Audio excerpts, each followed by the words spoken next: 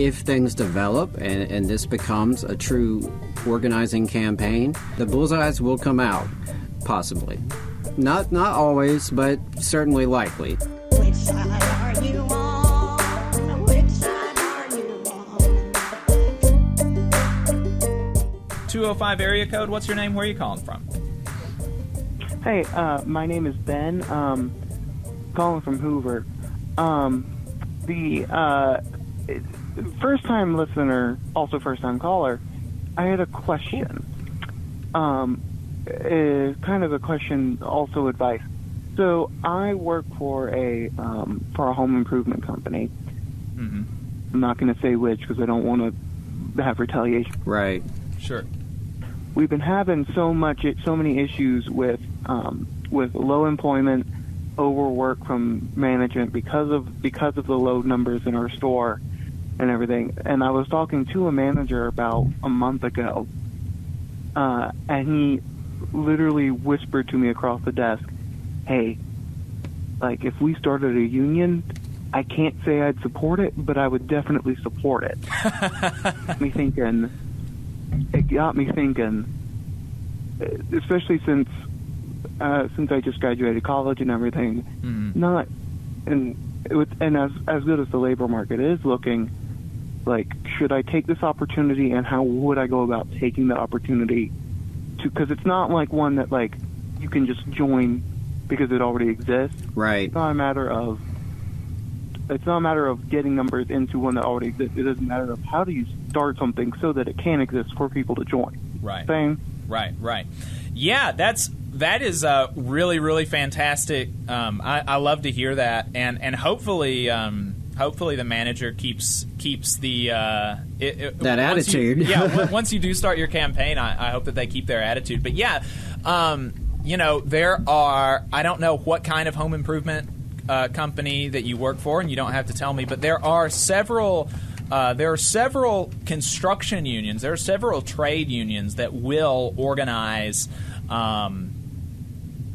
things like that. Maybe the electrical workers or the iron workers, the laborers union. You could also go with the UE, the United Electrical Workers Union, potentially. And the first things that you're going to do, and you can do these in tandem, is look for the unions that are in your area or unions that would support your campaign, and reach out to a few of these different unions. Reach out to UE, reach out to maybe the IWW, reach out to the electrical workers, the iron workers, and just talk to them and see if they have any interest in supporting your campaign. And also begin having conversations with your coworkers. Obviously not necessarily with your manager, but your other coworkers about work, about the things that they would like to change, and learn more about how,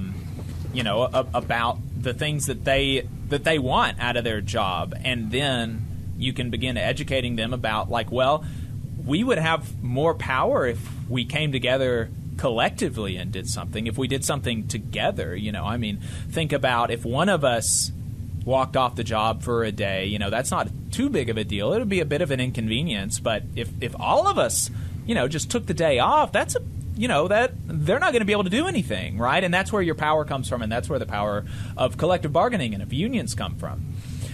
So just kind of start thinking about those conversations, and we have a Unions 101 episode that we did with the union staffer Connor Lewis, that we did specifically to be a resource for people that are thinking about trying to form a union. So you can find that on Spotify, wherever you get your podcasts, and I'd recommend maybe checking that out and checking out some other resources about how to form a union.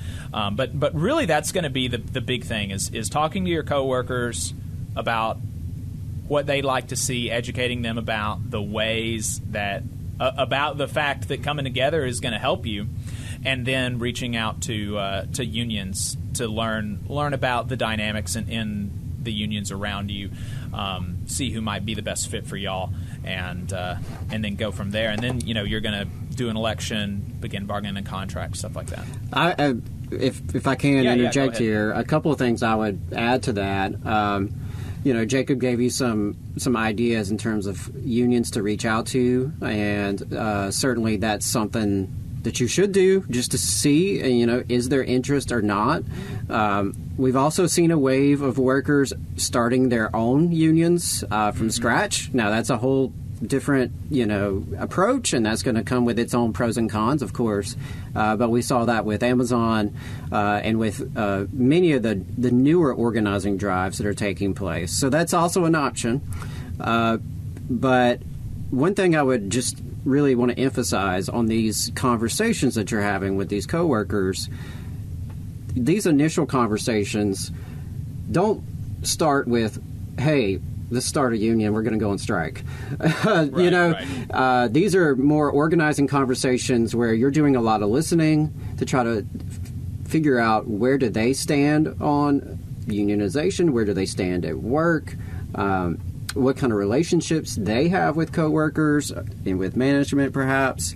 I'm going to give you, a couple more practical pieces of advice, which would be, if you don't already have a list of your coworkers, you should be working on that. That's one of the earliest things to do, is to have a list of employees. And then you can have that list as a resource to take notes on as you have these conversations and one-on-ones with other folks, or even small group sessions. Take some notes about what's discussed, where these folks stand. Think of it as kind of like a very early assessment. And the other thing I would add there, so you're doing a lot of listening, you're taking some notes, you have your employee list. I recommend any kind of social outings that are low pressure, that are not necessarily designed to have a union conversation. Go out for coffee, go out for drinks with coworkers. The more that you can build some relationships and figure people out, I think that really goes a long way. And of course, these early conversations and these early actions you're taking are best done on the down low. You don't want to advertise too widely, because even though you had someone from management indicate that they probably think it's a good idea for y'all to organize, and they wouldn't stand in your way. But that's just one manager, and rest assured, most of them won't feel that way. And that was store management, not corporate management. Right. Yeah. So those are some things just to think about. But I think no matter where it goes, you can have conversations with coworkers. You can learn more about what supports are available, and build those relationships. That's something that I think is possible for everyone, whether or not it results in a union election or not. And I think it's very important. But I think the fact that you're interested and you're asking these questions is already off to a great start. Yeah, and I mean, personally, one of the things that is really that's really important is that you building these relationships is really important. You want to have credibility. You have to have credibility in your workplace to be any sort of effective advocate for unionism. If you go up to your coworkers and you've got a reputation for being lazy, you've got a reputation for slacking off, coming in an hour late, not doing your work, people having to pick up the slack for you, they're just going to think that you're in this for like super selfish reasons, like you just don't want to work, you're a troublemaker, you're like, and not the good kind, right? Like you're just lazy, and really the best organizer is going to be like the best employee a lot of times, and the best employee according to the other coworkers. It's not necessarily by the metrics of like who management thinks is the best worker, but who do your coworkers respect the most? Who do they trust? Who do they go to when they've got a problem? Who do they go to with questions when a problem needs solving? You want to be that person, or you want to have that person on your side. Right. I think that's exactly right, and that's the beginnings of your organizing committee right there is those kinds of folks folks that have trust among the staff and folks that you can trust, frankly. And I think it's Jacob's advice there is spot on, not just to build trust for yourself amongst your staff, but also to avoid painting a bullseye on your back. Right. Because obviously that's something that if things develop and this becomes a true organizing campaign, the bullseyes will come out, possibly. Not always, but certainly likely. And so you don't want to do anything, especially early on, that may make it easier for management. So, yeah, don't show up late. Just pick your battles wisely. Pick your battles wisely, especially early on, as you're still trying to figure out the landscape, basically. But those are some things that, off the top of our heads, and I think, the Unions 101 video would also be a great thing to look at. And there are some fantastic resources out there for just this kind of scenario. And UE, United Electrical, they have fantastic information out there on their website, regardless of whether that's a union that's your choice or even an option. The resources they have available online would definitely be helpful for you. And also want to plug Labor Notes as another resource. There's information online that you can access that goes through, how do I have that one-on-one organizing conversation? What does that look like? And more into like the nuts and bolts of what this would look like in a practical setting. And they actually have trainings online this month, some live trainings that may be of interest to you. So hopefully check those out. Hopefully, this gave you some things to chew on for this question, and I really, really appreciate you calling. Yep.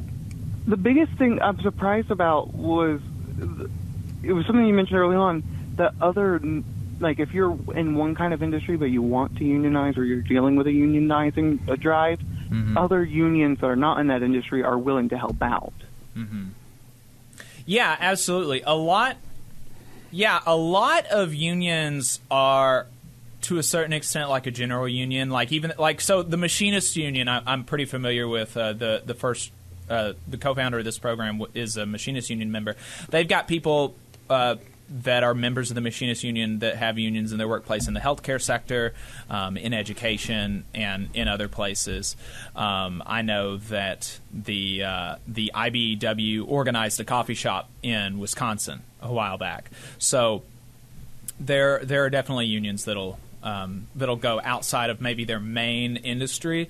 It's definitely preferable to have a union that is the closest to your industry, just because they're going to know it the best.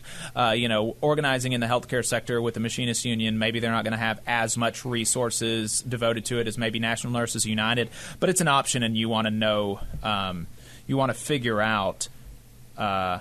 You want to figure out the best way to, or the best union for you. It's just finding that best fit, and maybe, who's available, who has resources locally that they could devote, who's interested.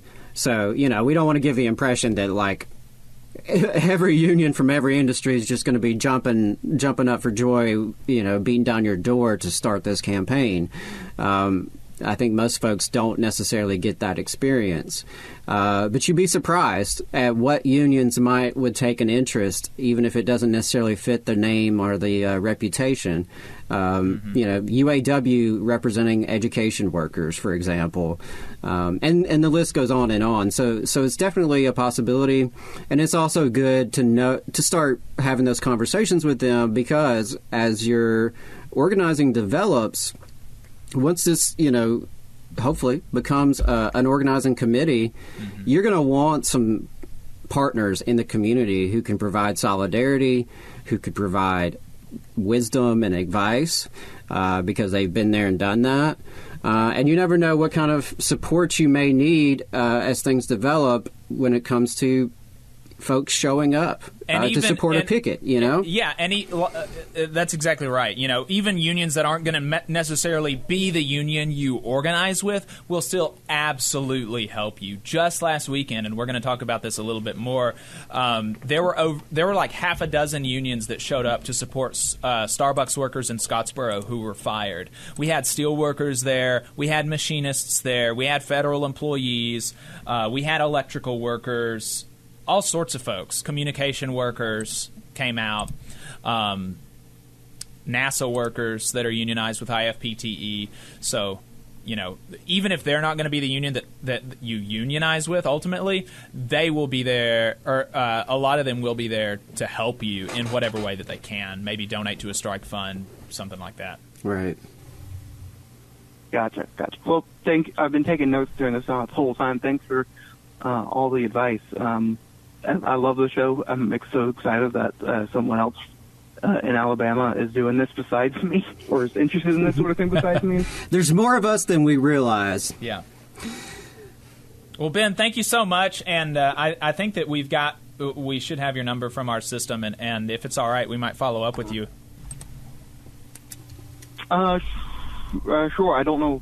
Like, this is the first. I don't know how fast this can develop, but but just that way you've got our contact information. Yeah. We're available if you need anything else. Absolutely.